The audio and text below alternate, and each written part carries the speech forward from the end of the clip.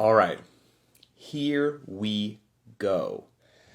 This could be entitled How to Make Any Workout into a Master's Version of that workout.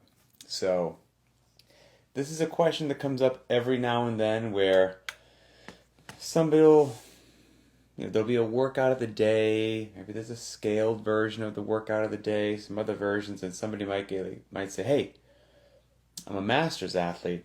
What would be a master's version of this particular workout? And it's a simple question on the surface, but there's some nuance to it. So let's talk for a moment historically. I went back and looked at the 2021 CrossFit Games Open. I looked at what were the movements and loadings that were assigned to the prescribed loading or movement. And then you've got the 35 to 39-year-old masters, 40 to 44, 45 to 49, 50 to 54, 55 to 59, and 60 plus. And where in all those different masters brackets, categories, did something change? Did they assign a different loading? Did they assign a different whatever it happened to be? And that might give some good context as to, okay, here's the prescribed workout, but I'm a master. What should I do? So, with that little context there, looking back, 21.1 had double unders and wall walks, and a whole mess of both of them. And that was an interesting workout because there's obviously a scaled version, so if you chose to do that, that is different than doing prescribed in any of the categories, any of the age divisions. Scaled was an entirely different deal. But if we're talking prescribed, be it prescribed if you're below 35, prescribed 35 to 39, prescribed 50 to 54. If you're talking prescribed for 21.1, the workout never changed. Over 60 plus, nobody cares. Double unders and wall walks. It was the same workout for everybody, and you just made it as far as you could make it. And if you made it all the way to the end, we're talking about some big sets, regardless of your age. Sets of 210 double unders, sets of 21 wall walks. That was near the end of that. So 21.1 was interesting. Now again, there was a scaled version that had single unders, and a different version of wall walks. But prescribed, double unders and wall walks. Don't care about your age. 21.2, that open workout had dumbbell snatches, power snatches from what I remember, and burpee box jump overs. And the prescribed was a 50-pound dumbbell for men, a 35-pound dumbbell for women, and for the burpee box jump overs, 24 inches for men, 20 inches for women. And that, the burpee box jump overs, those stayed at sets of 15, repeating sets of 15, but the dumbbell snatches went up, they were ascending, and they went all the way up to a set of 50 reps. That loading and box height and doing burpee box jump overs, that stayed the same through and including the 50 to 54. So if you were 54 years old, that was your workout. Same as everybody else, same loading, same everything. At 55 to 59, that's when it changed. Dropped the dumbbell loading to what would be the women's prescribed, in a younger bracket. So men were using a 35-pound dumbbell, women were using a 20-pound dumbbell, and the box height stayed the same, 24 inches for men, 20 for women, but starting at that age bracket, 55 to 59, you were allowed to do step-ups. Step-ups were permitted. And that was the same for 60 to 64. So nothing really changed, and this is going to kind of be a theme that we'll see carried on, that whatever the prescribed loading is, prescribed everything, it usually, 95% of the time, does not change until 55 to 59. But 54 and below, you're doing the same thing as a 35-year-old, same thing as a 25-year-old. Your time is just, whatever your time is. If we go to 21.3, that had a whole bunch of different movements in it, so that was interesting for a bit of comparison. 21.3 had front squats, had toes to bar, had thrusters, chest to bar pull-ups, and bar muscle-ups. So there was a lot going on in that workout. The prescribed loading for the front squats and the thrusters, classic Fran weight, 95 pounds for men, 65 for women. So you had to do front squats, toes to bar, which is a difficult movement for a lot of people, thrusters, nobody enjoys them, chest to bar pull-ups, plenty difficult for a lot of people, and bar muscle-ups, really challenging. And the requirement to do toes to bar and chest to bar and bar muscle-ups, again, that stayed all the way through 50 to 54. 50 to 54 had to do that exact same thing. You got to do bar muscle-ups, you know. At 55, it changed. So 55 and above, 55 to 59, and the 60 to 64. The loading dropped down. Now it was 65 for men, 45 for women. The toes to bar remained for all those age ranges as well. Toes to bar remained. The thrusters remained. The chest to bar pull-ups in the prescribed were replaced with chin over bar pull-ups, and the bar muscle-ups that were in the prescribed now became chest to bar pull-ups. So, in case that's confusing, on the prescribed, in increasing difficulty, was set of chest to bar, then a set of bar muscle-ups. Once that changed at the two oldest age groups, it became chin over bar pull-ups and then chest to bar. That was the most demanding gymnastic movement that you would have right there. So good, again, just to put some things into perspective. And then 21.4 is a barbell complex, so doesn't matter what your age was, you just lift how you can lift.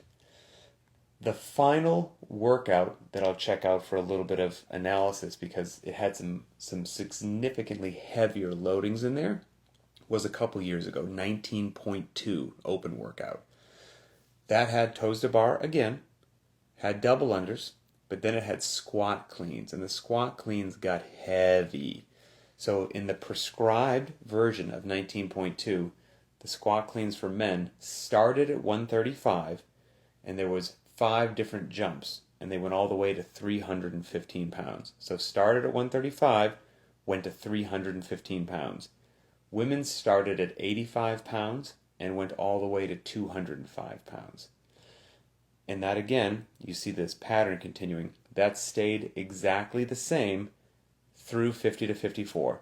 You're 54 years old, you're doing precisely the same workout as somebody who's 44, 35, 24, doesn't matter. At 55 and above, that's when it changed. The toes to bar remained, the double unders remained, but all the loadings got kicked down. So for 55 and above, the men started at 115 and they ended at 205. Really similar to what the women's loadings were for prescribed. A little bit different, but really similar. The women started at 65 pounds and made 4 or 5 jumps, ending at 145. So again, kind of the synopsis doesn't hold true all the time, but the overwhelming majority of the time is no real changes seem to take place until you hit that 55 to 59-year-old category. And everything before that, same workout. No matter what you get going on, no matter the loading, no matter the age group, it is what it is. So that just leads to a couple things. Okay, so wrap your head around this, that those are just some things we talked about for comparison, just to set the table a little bit. And I say this with no, just as an it is what it is kind of a statement. That's how it's done in the CrossFit Games Open. Okay? Just because that's how it's done in the Open does not mean that it's right. It also doesn't mean that it's wrong. It just happens to mean that's just how they chose to do it. It's literally that simple. It's not magic. It doesn't mean that's exactly how you should do it. It just means if you look at how the CrossFit Games Open traditionally takes place, that appears to be where certain lines have been drawn. They could be perfectly drawn. They could not be perfectly drawn. It's just how they do it. It is what it is. So this has been an interesting question because every now and then this question will come up. We'll have this discussion in Linchpin or something. A couple masters will chime in and be like, I'm a master's athlete. How should I modify this workout? And then another master's athlete of the same age might chime in and be like, I disagree. I don't want a master's workout for this. I don't want to be put in this box that because I'm, let's say, where most things change, right? 55 to 59 is where most things changed. Well, not all 55-year-olds are exactly the same. There are plenty out there that can do bar muscle-ups. Well, there are plenty out there that can't do bar muscle-ups. Same could be said for 35-year-olds. There are plenty of 35-year-olds that can do bar muscle-ups and a ton of 35-year-olds that cannot do bar muscle-ups. So, I personally believe what is the most important thing is kind of these chats that we have. It's the educational component. It's the learning the why. Why are we doing certain movements? Why are we doing certain workouts? What's the intended stimulus? If I can't do the intended stimulus, what's an appropriate progression or scale to help me get there? And even if it never gets somebody to a bar muscle-up, there's not magic in bar muscle-ups. That if you have them, you're fit, and if you don't have them, you're not fit. The beauty in a bar muscle-up is the huge range of motion for a gymnastic pull. It's fantastic. It's very demanding of strength. It's very demanding of technique.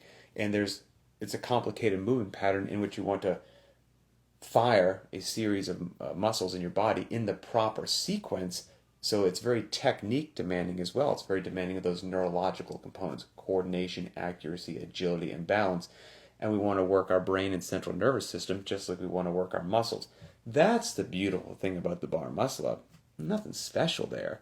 And so if somebody can't do the bar muscle-up, well, we can find 1, 2, 3, 4 other ways for them to do a wonderfully big gymnastics pull with a big range of motion that is going to force them to engage their brain and their central nervous system and fire in a proper sequence to get it done right.